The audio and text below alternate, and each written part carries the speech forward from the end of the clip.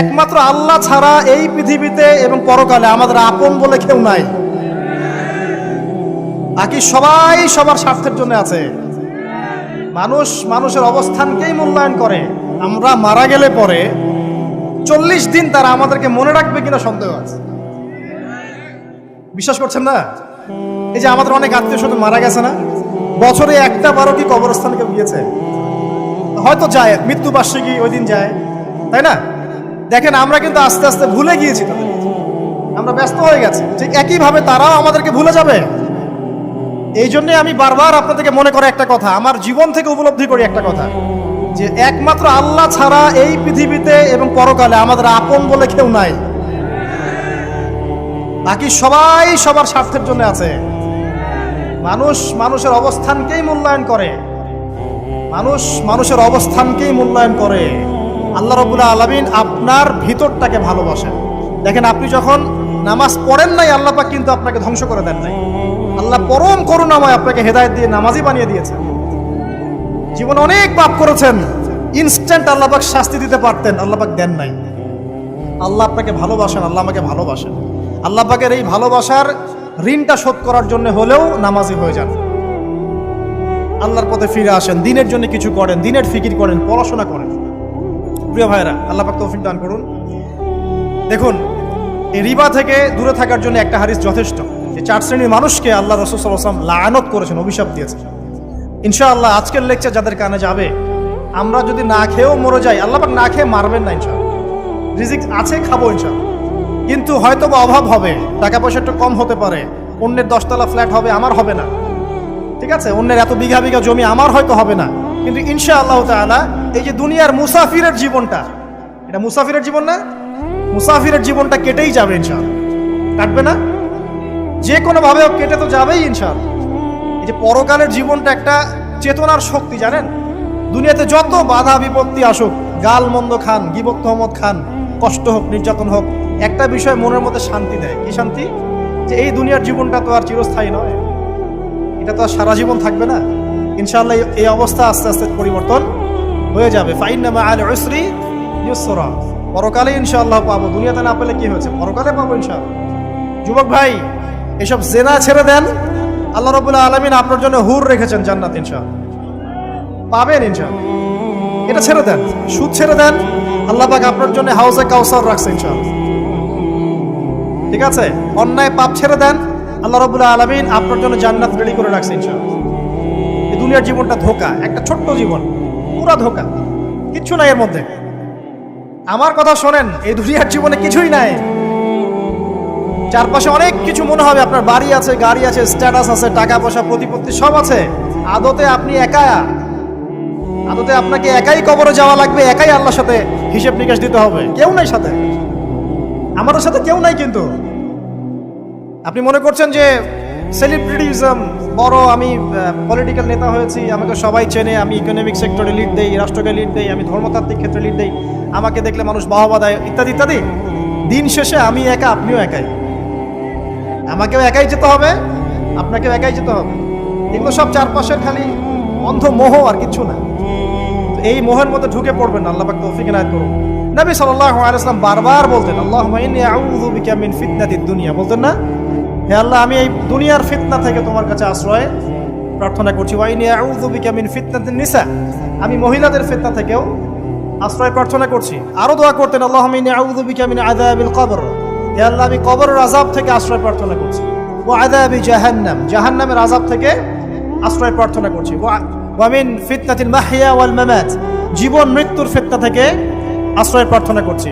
ওয়া মিন শাররি ফিতনাতিল মাসিহিদ দাজ্জাল, এবং দাজ্জালের ফিতনা থেকে আশ্রয় প্রার্থনা করছি। দাজ্জালে পরে আসবো ইনশাআল্লাহ। দাজ্জাল নিয়ে আলোচনা করলে আবার কিছু মানুষ খারেজির ট্যাগ লাগাই দিতে পারে, ওই জন্য এদিকে আমি এখন যাচ্ছি। হ্যাঁ, সামনে আসি। তো রিবার বিষয়টা বলছিলাম। আইয়ামে জাহিলিয়াতের যে সেই রিবা এখনকার বিশ্বে আছে কি নাই বলেন? ওই সময় না হয় মক্কায় ছিল, এখন কি সারা বিশ্বব্যাপী নাই? বিশ্বের কোনো কান্ট্রি রিবা মুক্ত না, বিশ্বের কোনো দেশ রিবা থেকে মুক্ত থাকতে পারবে না। এই বিশ্ব পরিচালনা যারা করছে ওদের আন্ডারে থাকলে কখন হবে বিশ্ব রিবা মুক্ত? একদিন বিশ্ব রিবা মুক্ত হবে ইনশাআল্লাহ। একদিন না একদিন এই বিশ্বটা সুদ মুক্ত হবে ইনশাআল্লাহ তাআলা। তখন জালেম পার পাবে না, মাজলুমের রক্ত শ্রম বৃথা যাবে না ইনশাআল্লাহ। কবে কত বছর পর আমি জানি না, কিন্তু এতটুকু জানি যে মালহামার পরে যখন আল মাহদি আসবেন এবং তারপর যখন মাসিহুদ দাজ্জাল বের হবে এবং ঈসা ইবনে মারইয়ামকে আল্লাহ পাক নামিয়ে দিবেন, তার হাতে যখন দাজ্জাল নিহত হবে এবং জেরুজালেম থেকে যখন পুরো বিশ্ব শাসন করা হবে মুসলিমদের হাতে, তখন রিবা বলে কিচ্ছু থাকবে না পৃথিবীতে। তার আগ পর্যন্ত এই অবস্থা সলভ হবে কিনা আমরা জানি না, হতেও পারে নাও হবে। ওই সময় যে হবে নিশ্চিত ইনশাআল্লাহ। আসুন, আইয়ামে জাহিলিয়াতের আরেকটা বড় পাপ ছিল যে এক ভাই বলেছেন, সেটা হচ্ছে নারীর অবমাননা। কে বলেছে এই কথাটা? সামনে একজন। হ্যাঁ, আইয়ামে জাহিলিয়াতের অন্যতম একটা সেরা পাপ ছিল কি? নারীর অবমাননা। এটা নিয়ে কি বলতে হবে? এখন ধর্মের মধ্যেও আমরা নারীদেরকে অবমাননা করছি। বহু নামাজি ব্যক্তি আছে আমাদের মধ্যে, দেখবেন বোনের সম্পত্তি দেয় নাই। মেয়েকে শিক্ষিত করতে চাচ্ছেন না। কেন চাচ্ছেন না? ওর কি অধিকার নাই শিক্ষার? আপনি কি জানেন যে আয়েশা রাদিয়াল্লাহু আনহার কাছে বহু সাহাবী হাদিসের তালিম নিয়েছেন, বহু হাদিস শিখিয়েছেন কে? মা আয়েশা রাদিয়াল্লাহু আনহা। তিনি যদি শিক্ষিত না হতেন শেখাতে পারতেন? তো মেয়েদের শিক্ষার দরকার আছে না? হ্যাঁ, কি বিষয় দরকার? তাদের উপযুক্ত পরিবেশ নিশ্চিত করতে হবে, নিরাপত্তা, পর্দা এগুলো নিশ্চিত করতে হবে। তারপরে মেয়েদেরকে আপনি অবশ্যই শিক্ষিত করুন। ঘরের কোণে বসে রাখতে কে বলেছে? আপনি নিরাপদ পরিবেশ দেন, পর্দা দেন, তারা মাদ্রাসা যাবে, পড়াশোনা করবে। ঠিক আছে? আল্লাহ পাক আমাদের মা বোনদেরকে শিক্ষিত করার তৌফিক দান করুন, আমিন। ভালো ভালো কোয়ালিটি সম্পন্ন মহিলা মাদ্রাসা গড়ে তোলেন। আর মেয়েরা যদি শিক্ষিত না হয় তাহলে আমাদের বাড়ির বউরা শিক্ষিত হবে। আর বউ শিক্ষিত না হলে আপনি একা শিক্ষিত হয়ে লাভ নাই। তখন ওই যে বললাম টর্চার সেল, ওই টর্চার সেলে ঢুকতে হবে আর কি। কথা বুঝতে পারছেন না? আগে বিয়ে শাদী করেন, বুঝবেন ইনশাআল্লাহ। যারা করেছেন তারা অলরেডি হাসছে যে মিটমিট করে দেন। ঠিক আছে? আচ্ছা, সামনে আসেন। দেখেন মেয়েদের অবমাননা কিভাবে দেখাবো। সবচেয়ে বড় অবমাননা হচ্ছে ওদের দেহটাকে আমরা এখন পণ্য বানিয়েছি। এই যে পর্নোগ্রাফি দেখেন, এই মেয়েগুলোর ইজ্জতের কোনো দাম নাই। মানে তাদের দেহটাকে একটা ব্যবসার সামগ্রী বানানো হয়েছে। এবং আমি একটা লেকচার দিয়েছিলাম ঢাকায়, নীল দর্পণ, দেখবেন অনলাইনে আছে। ওখানে আমি স্ট্যাটিস্টিক দেখিয়েছি যে সারা বিশ্বে এই যে আমেরিকায় শুধুমাত্র $12 বিলিয়ন ব্যবসা করে পর্ন দিয়ে। এটা একটা ব্যবসা, একটা ইন্ডাস্ট্রি। যেমন ফিল্ম ইন্ডাস্ট্রি আছে, তারপরে গানের ইন্ডাস্ট্রি আছে না, এরকম একটা ইন্ডাস্ট্রি হচ্ছে এই পর্ন ইন্ডাস্ট্রি। এখানে সবাই অ্যাক্টর অ্যাক্ট্রেস, এরা হচ্ছে অভিনেতা অভিনেত্রী। এখানে যা দেখানো হয় এগুলো কিন্তু রিয়েল না, বাস্তব না, সব ফেক। বুঝতে পারছেন না কথা? এগুলো অভিনয়, এগুলো ফেক। এবং এটা একটা ইন্ডাস্ট্রি, এর মধ্য দিয়ে মেয়েদের দেহটাকে পণ্য বানিয়ে সারা বিশ্বে ব্যবসা করছে। এবং এর একটা অন্যতম উদ্দেশ্য হচ্ছে মুসলিম যুবকদের ঈমান যেন নষ্ট করা যায়। কারণ মুসলিম যুবকদের ঈমান চলে গেলে তারা নিশ্চিন্ত যে ওদের পথে আর কেউ বাধা নাই। কারণ ওদের এই জুলুমের পথে বাধা যদি কেউ দিতে পারে তাহলে কারা দিবে? মুসলিমরা। আর মুসলিমদের মধ্যে সবচেয়ে শৌর্য বীর্য কাদের মধ্যে থাকে? যুবকদের মধ্যে। যুবকদের ঈমান যদি চলে যায় তাহলে এদের আর কোনো সমস্যা নাই। এই বিষয়টা খেয়াল করবেন যে এটা একটা ইন্ডাস্ট্রি।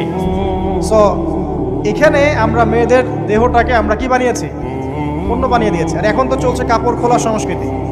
প্রত্যেকটা সেক্টরে আপনি গিয়ে দেখবেন মেয়েদের ইজ্জত, সম্মান, আবরুটাকে উন্মুক্ত করে এটাকে দিয়ে আমরা বিজনেস করছি।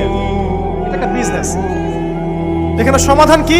সমাধান আয়েশা রাদিয়াল্লাহু আনহা। সমাধানকে সমাধান ফাতিমা রাদিয়াল্লাহু আনহা। সমাধানকে সমাধান খাদিজা রাদিয়াল্লাহু আনহা। আমাদের মা, আমাদের বোন, আমাদের স্ত্রীদেরকে তাদের মতো করে মানুষ করতে হবে, গড়ে তুলতে হবে ইনশাআল্লাহ। দেখবেন নারীর সত্যিকারের সম্মান নিশ্চিত হবে ইনশাআল্লাহ। ইসলাম কি কখনো বলেছে যে মেয়েরা কাজ করতে পারবে না, পড়াশোনা করতে পারবে না ইত্যাদি? এই নাস্তিকরা তো ঠুনকো যুক্তি দিয়ে আক্রমণ করে। কে বলেছে সমস্যা? এমন ইসলামিক স্টেট আছে যেখানে একটা স্টুডিও, মনে করি স্টুডিও, ছবি তোলা হয়, কথার কথা, সেখানে সব কর্মী মহিলা, কোনো পুরুষ নাই। একটা মাদ্রাসা, সমস্ত কর্মী মহিলা, কোনো পুরুষ নাই। একটা স্কুল, সবাই মহিলা, কোনো পুরুষ নাই। ওখানে মেয়েরাই পড়ে, মেয়েরাই শেখায়। জায়েজ না জায়েজ বলেন? একটা নিরাপদ পরিবেশে যদি মেয়েরাই মেয়েদের দায়িত্ব নিয়ে পড়াশোনা করায়, ব্যবসা করে, অন্য কিছু করে, জায়েজ না জায়েজ? তাহলে পরিবেশ নিশ্চিত করাটা হচ্ছে চ্যালেঞ্জ। ইসলাম বলছে না যে আপনি তাকে একদম অজ্ঞ করে রেখে ঘরের কোণে ফেলায় রেখে দেন, তাকে আপনি পড়াশোনাও শেখাবেন না, সম্পত্তির অধিকারও দিবেন না, কিছুই না। এগুলো ইসলাম কখনো বলেনি। বলেছে? আরে বোকা মানুষ! রাসূলুল্লাহ সাল্লাল্লাহু আলাইহি ওয়াসাল্লামের সময় তো মহিলা সাহাবীরা উহুদের যুদ্ধ করেছে। কি শুনলেন? রাসূল সাল্লাল্লাহু আলাইহি ওয়াসাল্লামের সময় মহিলা সাহাবী উহুদের যুদ্ধও করেছে। উহুদের যুদ্ধের নাম শুনেছেন? ওখানে মহিলা সাহাবীও ছিল তীরন্দাজ। তাহলে মহিলাটা কি করে নাই নবীর যুগে? খাদিজা রাদিয়াল্লাহু আনহা যত বড় ব্যবসায়ী ছিলেন, এখন এত বড় ব্যবসায়ী পাবেন? কোন মেয়ে আছে এত বড় ব্যবসায়ী? উসমান রাদিয়াল্লাহু আনহু যত বড় বিজনেসম্যান ছিলেন, এখন এত বড় বিজনেসম্যান আছে? তো কি ছিল না সেই স্বর্ণযুগে? ওই স্বর্ণযুগের সুন্নতি আমাদেরকে আমল করতে হবে। আল্লাহ পাক তৌফিক এনায়েত করুন, আমিন। প্রিয় মা ও বোনেরা, পর্দা ছাড়বেন না। আপনাদের জন্য 4টা কাজ: স্বামীর আনুগত্য করা, লজ্জাস্থানের হেফাজত করা, আপনার 5 ওয়াক্ত সালাত ঠিকঠাক মতো আদায় করা এবং রমজান মাসে সওম রাখা। নবীজি বলেছেন সাল্লাল্লাহু আলাইহি ওয়াসাল্লাম, জান্নাতের যে কোনো দরজা দিয়ে ইচ্ছা আপনি প্রবেশ করতে পারবেন। আপনার জন্য সহজ। আর স্বামীর আনুগত্য বলতে আমি বুঝাইনি স্বামীর দাসত্ব করতে হবে, এটা বলিনি। এখনকার কিছু ফ্যামিলিস্ট মেয়ে আছে, ওরা আনুগত্য শব্দ মনে হয় যে দাসত্ব বোঝে। আনুগত্য দাসত্ব এক জিনিস না।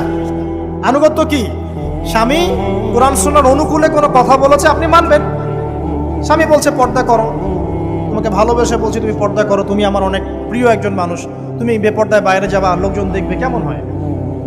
ঠিক আছে, তোমাকে তো আমি বিয়ে করেছি, তুমি আমার মানুষ, তোমাকে দেখবে কেন? ঠিক আছে, তো এখন স্বামী ভালো কথা বলেছে, আপনি শুনলেন, এটা আনুগত্য। আর ওই স্বামী যদি বলে আসো তো আমার কলিগরা এসেছে, ওকে খাবার সার্ভ করতে হবে, আসো খাবারটা পরিবেশন করো, এখন আপনি বেপর্দা হয়ে আপনার স্বামীর কলিগের সামনে খাবার পরিবেশন করতে শুরু করবেন, এটা কি আনুগত্য করতে হবে? এটা তখন আপনি আনুগত্য করবেন না। সিম্পল, কোরআন সুন্নাহর অনুগত কাজে আপনি স্বামীর আনুগত্য করবেন, বিপরীতে গেলে আপনি করবেন না। স্বামীর আনুগত্য মানে স্বামীর দাসত্ব নয়। আর এই হাদিসটা আপনি কেন ভুলে যান যে আল্লাহ রাসূল সাল্লাল্লাহু আলাইহি ওয়াসাল্লাম বলেছেন, আল্লাহ ছাড়া যদি কাউকে সেজদা করা যেত, সম্মান বুঝাচ্ছেন, আল্লাহ ছাড়া যদি কাউকে সেজদা করা জায়েজ হতো, আমি মেয়েদেরকে বলতাম যেন স্বামীকে সেজদা করে। কেন? কারণ আপনাকে রেসপন্সিবিলিটি, আপনার খাবার, আপনার ফুড, আপনার শেল্টার, আপনার মানে পুরো দায় দায়িত্ব নিজের হাড় ভাঙা পরিশ্রম দিয়ে, জীবনের ঝুঁকি নিয়ে স্বামী আপনার জন্য করে। সে আপনার সম্মান পাওয়ার যোগ্য তো? সে কি আপনার সম্মান পাওয়ার যোগ্য নয়? আপনি যদি সম্মানের হক আদায় না করতে পারেন তাহলে আপনি অকৃতজ্ঞ। আর অকৃতজ্ঞ মেয়ে কখনো জান্নাতে যাবে? একটা হাদিসে আছে, বেশিরভাগ মেয়ে জাহান্নামে যাওয়ার অন্যতম কারণ হচ্ছে তারা স্বামীর সাথে কুফরি করে। কি করে? আর সারা জীবন স্বামী ভালোবেসে যায়, ভরণ পোষণ দিয়ে যায়, সব চাহিদা পূরণ করে যায়, একদিন দেখবেন কথা কাটাকাটি হয়েছে, ওই দিন বলে বসবে যে তোমার কাছে আমি কিচ্ছু পাই না। এই যে কুফরি, এই কারণে তারা জাহান্নামে যেতে পারে বেশি। আল্লাহ হেফাজত করুন। আরেকটা কারণ হচ্ছে যে বেপর্দা। আপনাকে 4টা মূলনীতি ফলো করতে হবে।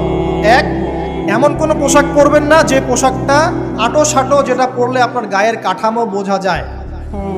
এটা বোরখা হলেও করা যাবে না। আমি কি বুঝাতে পারছি? ডিজিটাল বোরখা দেখেন নাই? দেখছেন? মাশাআল্লাহ। আর কারা কারা দেখছেন? এদিকে চোখ বেশি যায় না?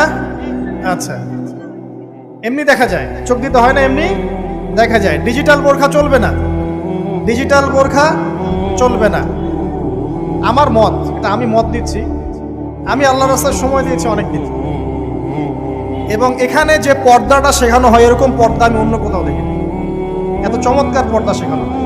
কারা কারা সময় লাগিয়েছেন? 3 দিন 7 দিন সময় দিয়েছেন কারা কারা? বেশিরভাগই দেন নাই, সমস্যা নাই, দিতে হবে। আমি বাধ্যতামূলক বলিনি আপনাকে, বলেছি এখানে পর্দা শেখানো হয়, চমৎকার পর্দা শেখানো হয়, যে এখানে চোখটা পর্যন্ত তাদের ঢেকে রাখার তালিম দেওয়া হয়। যাই হোক, যেখানেই শেখেন অ্যাটলিস্ট পর্দাটা শিখলেই হলো। এমন পোশাক হবে না যেই পোশাকটা আটো সাটো, যেটা পরে আপনার গায়ের কাঠামো বোঝা যায়। 2 নম্বরে এমন পোশাক পরা যাবে না যেই পোশাকটা পরলে বাহির থেকে ভিতরের অঙ্গ দেখা যায়। দেখেছেন? দেখেন নাই? দেখছেন হুজুর? আচ্ছা, আপনারা তো সব দেখেন দেখি। তারপরে 3 নাম্বার, এমন পোশাক পরা যাবে না যেটা অমুসলিমদের সাথে সাদৃশ্য আছে। কথা বুঝতে পারছেন? অমুসলিমদের ধর্মীয় বিষয়ের সাথে সাদৃশ্য আছে এমন পোশাক মুসলিম মেয়েদের পরা যাবে না। এর মানে এই নয় যে অন্য ধর্মকে আপনি আক্রমণ করবেন, এটাও নয়। যে যার ধর্ম তাদের স্বাধীনতা মতো পালন করবে। মুসলিমরা বাধা দিবে? দিবে না। মুসলিমরা দাওয়াত দিতে পারে। কি করতে পারে? দাওয়াত দিতে পারে যে ভাই, যে লা ইলাহা ইল্লাল্লাহর কনসেপ্ট আপনাকে বুঝাচ্ছি, আল্লাহ ছাড়া কোনো মাবুদ নাই, মুহাম্মদ সাল্লাল্লাহু আলাইহি ওয়াসাল্লাম সর্বশেষ রাসূল, এই কোরআন পড়ুন, হাদিস পড়ুন, দেখুন এটাই হচ্ছে মানবতার মুক্তির সনদ। এরপর যদি সে ইসলাম কবুল করে আলহামদুলিল্লাহ, যদি না করে এর হিসাব কে দিবে? সে নিজে দিবে। এর হিসাব কি আমাকে দেওয়া লাগবে? দেওয়া লাগবে না। তো অমুসলিমদের সাথে সাদৃশ্য আছে এমন পোশাক চলবে না। আর 4 হচ্ছে পুরুষরা মেয়েদের পোশাক পরতে পারবে না, মেয়েরা পুরুষদের পোশাক পরতে পারবে না। জি, আপনাদেরকেই বলছি, আপনারা জিন্স পরতে পারবেন না, মেয়েদেরকে বলছি, এবং টি শার্ট পরতে পারবেন না। আপনারা ওই যে যা ইচ্ছা তাই ড্রেস পরে বলবেন যে 1000 বছরের সভ্যতা সংস্কৃতি, এসব বাজে কথা চলবে না এখানে। এটা 1000 বছরে কোনোদিনও আমাদের দাদা নানিরা এগুলা কখনো পরে নাই। পড়ছে? আপনার দাদি কখনো এরকম পরছিল শাড়ি? তো যে বললো 1000 বছর থেকে পরে আসতেছে নাকি? সুবহানাল্লাহ। তো এখানে বিষয়টা হচ্ছে পুরুষ মেয়ের পোশাক পরতে পারবে না, মেয়ে পুরুষের পোশাক পরতে পারবে না। আমি খুব সংক্ষিপ্ত করে আপনাকে কোরআন সুন্নাহ থেকে 4টা মূলনীতি বলে দিলাম। এই 4টা মূলনীতি কোরআনেও আছে, হাদিসেও আছে। আসেন, এই যে নারীর অবমাননা, এই বিষয়টা আইয়ামে জাহিলিয়াতে যেমন ছিল, এখন দেখবেন আরো বড় পরিসরে এসেছে। আসে নাই? এই যে ফ্যাশন শো, দেহের প্রদর্শনী, বিভিন্ন ফিল্মস দেখবেন, ফিল্ম ইন্ডাস্ট্রিজে দেখবেন, মিউজিকে দেখবেন, পর্নে দেখবেন, মেয়েদের দেহটাকে নিয়ে ব্যবসা করা হচ্ছে। আগে তো না হয় কন্যা সন্তান হলে জীবন্ত পুঁতে ফেলতো নাকি? এখন যদি গর্ভের বাচ্চা মেয়ে জানে, অনেকে আগেই মেরে ফেলে। বোঝেন নাই মনে হয়?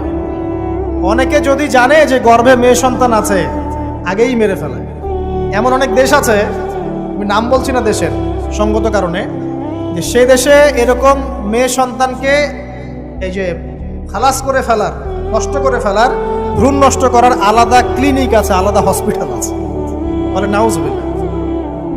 তো আসলে ওই 1450 বছর আগের মানুষটা বেশি বর্বর ছিল না আমরা বেশি বর্বর? এই অধিকারের কথা বলে বলে আমরা মেয়েদের দেহটাকে নিয়ে এখন মস্করা করছি, তামাশা করছি। সবচেয়ে সেরা অধিকার কোথায় পাবে? কোরআনে পাবে, হাদিসে পাবে, ইসলামে পাবে। তার পর্দা নিশ্চিত হবে, দেহ সেফ থাকবে, তার ইজ্জত নিশ্চিত হবে, ইজ্জত সেফ থাকবে, তার সম্মান সেফ থাকবে, তাকে রাজরানীর মতো স্বামী বাসায় রাখবে, কারণ সে হচ্ছে তার কাছে সবচেয়ে মূল্যবান প্রিয় বস্তু। শুধু তাই নয়, সম্পত্তির অধিকার তাকে দিতে হবে। একজন মেয়ে তার ভাইয়ের সম্পত্তি পাবে, তার বাবার সম্পত্তি পাবে, তার স্বামীর সম্পত্তি পাবে, সব দিক থেকে সে সম্পত্তি পাবে। আর একজন ছেলে কিন্তু সব দিক থেকে সম্পত্তি পাবে না। এই বিষয়গুলো যখন এক শ্রেণীর মানুষ বোঝে না, তখন ইসলামের বিরুদ্ধে অহেতুক প্রপাগান্ডা চালানো শুরু করে।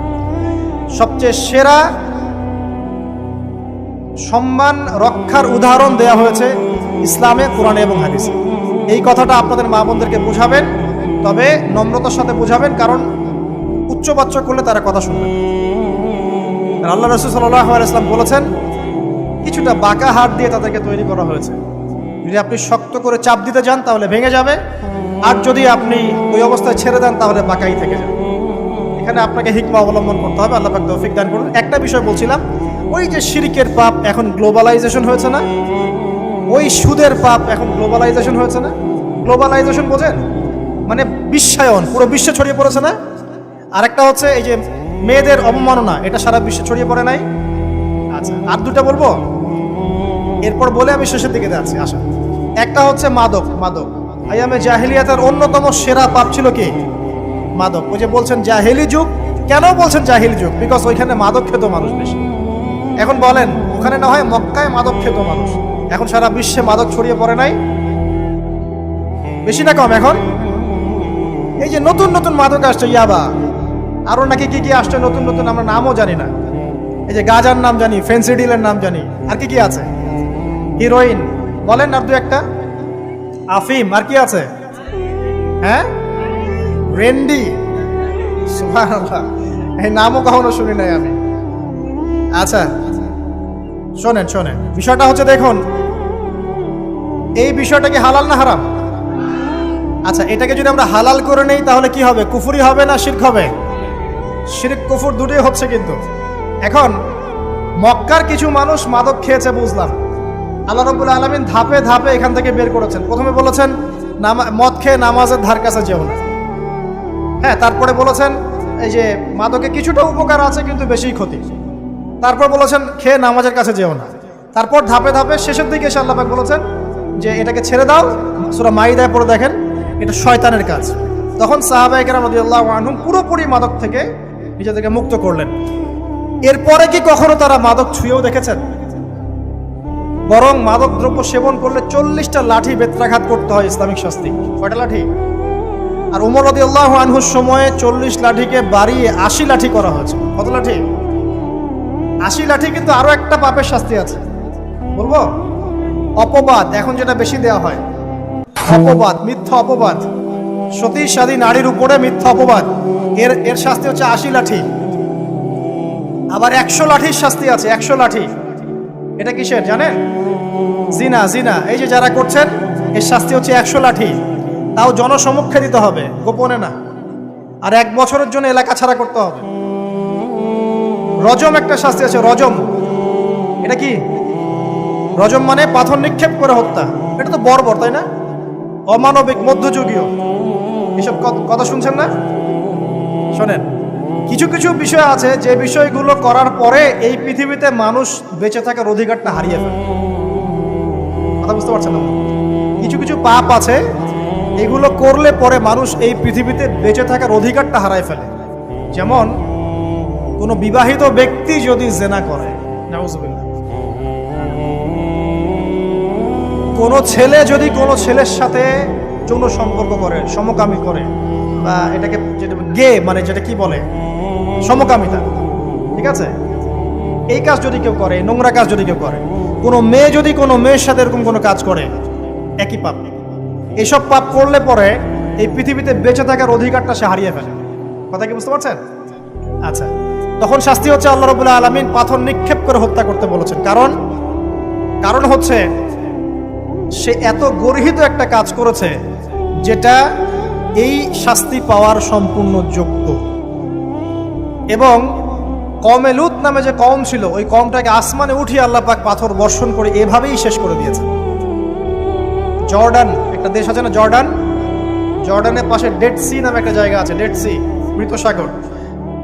ওইখানে সাদুম নামে একটা গোত্র থাকতো। কোন গোত্র? সাদুম। ওই সাদুম গোত্র এরকম সমকামী ছিল। আল্লাহ রাব্বুল আলামিন লূত আলাইহিস সালামকে পাঠিয়েছিলেন, তারা হেদায়েতের বাণী শুনে নাই। আল্লাহ পাক ওদেরকে আসমানে উঠিয়ে পাথর নিক্ষেপ করে উল্টা দিকে দাফন করে দিয়েছে। কিছু কিছু পাপ আল্লাহ পাক সহ্য করেন না, আল্লাহ পাকের আরশ কেঁপে ওঠে। এই পাপগুলো সেরকম পাপ। কথা বুঝতে পারছেন? তো এই যে জিনা, পর্নোগ্রাফি, ব্যভিচার, পরকে, এগুলোর মধ্য দিয়ে আমরা নারীর অবমাননা করছি না?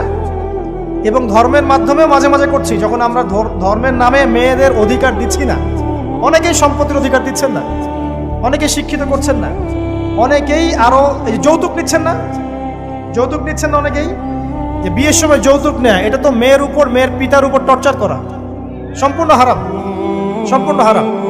তারপরে দেখবেন, রিপোর্টগুলো পড়ে দেখবেন যে এই বছর 2022, এই 22-এই গভর্নমেন্ট রিপোর্ট অনুযায়ী নিবন্ধিত প্রায় 1339টা ধর্ষণের মামলা হয়েছে। এটা এখন অ্যাভেলেবল, যে কোনো সব জায়গায় ধর্ষণ হচ্ছে, এখন অ্যাভেলেবল। মানুষ এটাকে স্বাভাবিক মনে করছে, এখন নর্মাল ধর্ষণ হতেই পারে, মানুষ এখন এমন মনে করছে। প্রত্যেক দিন পেপার খুলবেন, দেখবেন রেপের খবর, প্রত্যেক দিন খবর শুনবেন ধর্ষণের খবর। আর সব খবর তো আসে না, আসে হয়তো 10%, 20%, 30%, বেশিরভাগই আসে না। এলাকায় মোড়ে মোড়ে দেখবেন, গ্রামে গঞ্জে শহরে বন্দরে খালি ইফটিজিং দেখবেন, খালি ইফটিজিং। মেয়েদেরকে যৌন হয়রানি করা হচ্ছে, বাসে, অটোতে, টেম্পুতে, সব জায়গায়। বাসের মধ্যে মেয়েকে রেপ করে ফেলা হচ্ছে। একটা বাচ্চা মেয়ে যে বোঝেও না যে সেক্সুয়াল বিষয়গুলো কি জিনিস, ওকেও রেপ করা হচ্ছে। এই যে মহামারী, আপনি তো বুঝতে পারছেন না যে আমরা কোন সমাজে আছি। এই সমাজে আপনার মেয়ে তো সেফ না, আমার মেয়ে তো সেফ না। আমার মেয়ে, আপনার মেয়ের ভবিষ্যৎ কি হবে, এর ভবিষ্যতের নিশ্চয়তা কে দিবে? আপনার মেয়ের ইজ্জতের ভবিষ্যতের নিশ্চয়তা কে দিবে? এই নিশ্চয়তা দেওয়ার মতো মানুষ কোথায়, নেতা কোথায়? কারো ঘরের স্ত্রী, কারো ঘরের বোন, কারো ঘরের মেয়ে এখন সেফ না। যে কোনো জায়গায়, যে কোনো বাসে, ট্রাকে, ট্রেনে, অটোতে, সব জায়গায় হতে পারে। আর এগুলোকে আমরা প্রমোট করছি, এখন নগ্নতাকে প্রমোট করছি, পর্নকে প্রমোট করছি। এই নগ্নতা, পর্ন, এসব দিয়ে মানুষের মাথাটাকে পুরো জানোয়ার বানিয়ে ফেলা হয়েছে। পর্ন দেখাতে দেখাতে ছেলেদের মাথাটাকে জানোয়ার, পশু বানিয়ে ফেলা হয়েছে। এরা এখন বোঝে না যে মেয়ে কি জিনিস, মা কি জিনিস, বোন কি জিনিস, তাও বোঝে না। ভাই বোনের সাথে জেনা করেছে, চাচাতো বোন চাচাতো ভাইয়ের সাথে জেনা করছে, চাচাতো ভাই ফুফাতো বোনের সাথে জেনা করছে। রংপুরের খবর শুনলাম যে মায়ের সাথে ছেলেও জেনা করেছে। না, এগুলো কেন হচ্ছে? এই মহামারী কেন হচ্ছে? কি সমাধান দিবে? সমাধান ইসলামে ছিল, আমরা নেই নাই। সমাধান হচ্ছে, প্রথম সমাধান অশ্লীলতার মহামারী বন্ধ করতে হবে, পর্দা নিশ্চিত করতে হবে, পর্নোগ্রাফির সমস্ত সাইটগুলো বন্ধ করে ফেলতে হবে। আজকের নিউজ দেখেছি আমি, এটা আমি ধন্যবাদ জানাই বাংলাদেশ গভর্নমেন্টের যে তথ্য প্রযুক্তির যে সেন্টার আছে, প্রায় 26,000 পর্ন সাইট তারা বন্ধ করে দিয়েছে, আলহামদুলিল্লাহ। তো কথা বললে তো কাজ হবে, কথা না বললে কাজ হবে কিভাবে? 26,000 পর্ন সাইট তারা বন্ধ করে দিয়েছে। যখন সমাজের মানুষ পর্ন দেখতে দেখতে পশু হয়ে গেছে, আপনি বাইরে এই যে আলখাল্লা টুপি দাঁড়িয়ে পরে ঘুরলে লাভ আছে? ভিতর থেকে তো আপনি পশু। দেখবেন মসজিদ ইমাম সাহেব নামাজ পড়তে এসেছে, বাসায় পর্ন দেখে আসছে, নামাজে কোনো মনোযোগ নাই। দেখবেন টাপাটাপ নামাজ পড়ছে, কোনো মনোযোগই নাই, পর্ন দেখে। ইমানের আলোচনা করবেন, খুব লাফালাফি করলো, 2 দিন পর দেখবেন কোনো খবর নাই, পর্ন দেখতে দেখতে ভিতরটা শেষ, ড্যামেজ। পর্নোগ্রাফিতে যে একবার আসক্ত হয়েছে, তার মধ্যে ইমানের কোনো তেজই থাকবে না, কোনো তেজ থাকবে না। এখন আলেম জালেম সবার ফোনে ফোনে দেখবেন পর্ন চলে আসতেছে, কেউ দেখতে না চাইলেও তাকে দেখতে বাধ্য করা হচ্ছে। ফেসবুকে ঢুকবেন, নগ্ন দৃশ্য। এই নগ্নতা দিয়ে, এই পর্নোগ্রাফি দিয়ে, এই যে মিডিয়ার মধ্যে দিয়ে প্রমোটিংটা দিয়ে ব্যভিচার ছড়িয়ে দেয়া, জেনা ছড়িয়ে দেয়া, অশ্লীলতা ছড়িয়ে দেয়া, পরকীয়া ছড়িয়ে দেয়, এর মধ্য দিয়ে নারীর সম্মান, দেহ, ইজ্জতকে আমরা এখন রাস্তার সাথে মিশিয়ে দিয়েছি। কিসের অধিকারের কথা বলছে? কিসের নারী অধিকারের কথা বলছে? খালি ডিগ্রি সার্টিফিকেট অর্জন করতে পারলেই অধিকার হয়? আমার তো ইজ্জতই ঠিক থাকলো না, আমার অধিকার কোথায় থাকলো? একটা সার্টিফিকেট অর্জন করার জন্য কলেজের মেয়েদেরকে বড় বড় নেতার বেডরুমে ঢুকানো হচ্ছে, দেখেন নাই? তো একটা সার্টিফিকেট অর্জন করতেই হবে আমাকে, নিজের ইজ্জত বিক্রি করে দিয়ে হলেও আমার সার্টিফিকেট অর্জন করতেই হবে।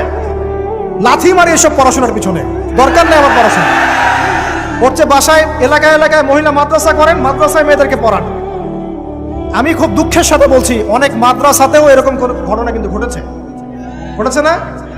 এখানে একটা কথা আমরা পরিষ্কার করতে চাই, সেটা হলো যে পাপী, রেপি, ধর্ষণী, সে আলেম করুক আর জালেম করুক, ইমাম করুক আর জালেম করুক, ফাসেক করুক, সবাইকে সমান শাস্তি নিশ্চিত করতে হবে। আর শাস্তি হবে দৃষ্টান্তমূলক, যেন আরো 10 জন দেখে শিক্ষা নেয়। ওই যে ইসলামে আছে না হাত কেটে ফেলা, কি কারণে বলেন তো? কারণ সবাই যখন দেখবে এই যে খুঁটির সাথে বেঁধে একটা চোরের হাত কেটে ফেলা হয়েছে, এলাকার সব মানুষ দেখেছে, চুরি বাড়বে না কমবে? নিশ্চিত চুরি কমে যাবে ইনশাআল্লাহ। এই যে নারীর অবমাননার ওই যুগের চেয়ে এই যুগে বেশি না কম? আপনি ভালো করে আল্লাহর নূর দিয়ে দেখেন। আমি প্রথমে বলেছি, শুধু বাইরের চোখ দিয়ে দেখলে সব বুঝতে পারবেন না। আল্লাহ পাকের নূর দিয়ে দেখেন, কোরআন সুন্নাহর গভীর জ্ঞান দিয়ে দেখেন, দেখবেন ওই জাহিলিয়াতের চেয়ে 1000 গুণ বেশি জাহিলিয়াত এখনকার বিশ্বে চলছে। আল্লাহ পাক আমাদের মা বোনদের ইজ্জত হেফাজত করুন, তাদের সম্মান হেফাজত করুন। আমরা দোয়া করি আল্লাহ পাক তাদেরকে উচ্চশিক্ষায় শিক্ষিত করুন, নিরাপত্তা নিশ্চিত করুন। কেউ যদি ওদের দিকে খারাপ চোখ তুলে তাকায়, আল্লাহ পাক সেই চোখকে যেন ধ্বংস করে দেন। আল্লাহ পাক তাদের ইজ্জতের প্রতি যদি কেউ খারাপভাবে হাত বাড়ায়, তাদের শাস্তি যেন নিশ্চিত করার তৌফিক আল্লাহ পাক আমাদেরকে দান করে। আল্লাহ পাক আমাদের মা বোনদেরকে মহামূল্যবান মনে করে আমাদেরকে হেফাজত করার তৌফিক দান করুন, আমিন। আর তাদেরকে যারা নগ্ন করতে চায়, আল্লাহ পাক এদেরকে ধ্বংস করে ছেড়ে দিন, আমিন। আল্লাহ পাক বলেছেন, যারা চায় মুমিন মুসলিমদের সমাজে অশ্লীলতা ছড়িয়ে পড়ুক, দুনিয়া এবং আখিরাত উভয় জাহানে আল্লাহ পাক এদেরকে ধ্বংস করুন। আরেকটা বলে শেষ করি, সেটা হলো, কয়টা বলেছি ভাই জাহিলিয়াত? ইমাম মুহাম্মদ বিন আব্দুল ওয়াহাব রাহিমাহুল্লাহ, তার একটা বইয়ের মধ্যে 1000টা জাহিলিয়াত আছে। আমি 5টা বাছাই করেছি। কয়টা? 5টা। কয়টা বলেছি? 4টা। এক হচ্ছে কি বলেছিলাম? শিরক, আছে না নাই? রিবা এখন আছে না নাই? 3 নাম্বার কি ছিল? মাদক। আর 4 নাম্বার নারীর অবমাননা। মাদক তো বুঝলেন, এটা তো আমার চেয়ে আপনারা ভালো বুঝেন, মাদক সব জায়গায় আছে। একটা কথা বলি, দেখুন মাদক নিয়ে একটা কথা বলি, শুনুন। আপনাদের কি কখনো গায়ে কখনো ফোড়া হয়েছে?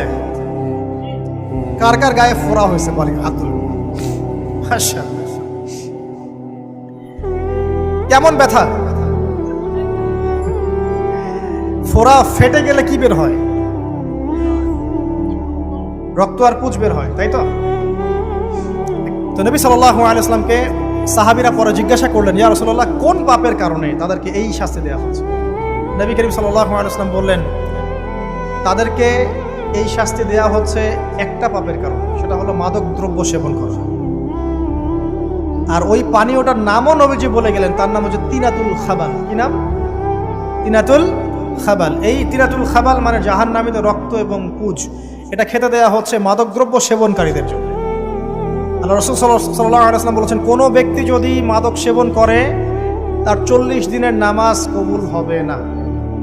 সে যদি আবার তওবা করে ফিরে আসে, আল্লাহ পাক মাফ করে দিবেন ইনশাআল্লাহ।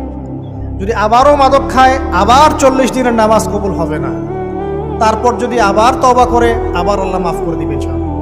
তারপর যদি আবার মাদক খায়, আবার 40 দিনের নামাজ কবুল হবে না। তারপর যদি আবার তওবা করে, আবার আল্লাহ মাফ করে দিবেন। তারপরে যদি আবার মাদক খায়, তখন আল্লাহ রাব্বুল আলামিন তাকে তিনাতুল খাবাল পান করান। প্রিয় ভাইরা, আপনারা মুসলিম না? আমরা মুসলিম না? মুসলিম যুবকদের সবচেয়ে সেরা অস্ত্র হচ্ছে ঈমান এবং নৈতিকতা। অন্যরা জাহিলিয়াতের স্রোতে ভেসে যাক, মুসলিম তরুণরা কখনো জাহিলিয়াতে যাবে না ইনশাআল্লাহ। আমার সাথে ওয়াদা করেন যে কোনো প্রকার মাদক দ্রব্যের সাথে সংশ্লিষ্ট থাকবেন না। একটা সিগারেটেও কখনো টান দিবেন না। কারণ সিগারেটটা কি? সিগারেট আপনাকে আস্তে আস্তে অন্য মাদকের দিকে নিয়ে যাবে। সিগারেট খাওয়া শিখেছিস, এখন গাঁজাও খা। গাঁজা খাওয়া শিখলে এখন ওটা খা, এই করতে থাকে। এক পর্যায়ে আপনি এখান থেকে আর বের হতে পারবেন। এখানে আপনার দেহের ক্ষতি, আপনার মস্তিষ্কের ক্ষতি, আপনার পরিবারের ক্ষতি। এমন আপনি যদি পরবর্তীতে গিয়ে পরিবার গঠন করতে চান, আপনি সুখী পরিবারও গঠন করতে পারবেন না, কারণ ভিতর থেকে আপনি নিজেকে শেষ করে ফেলছেন।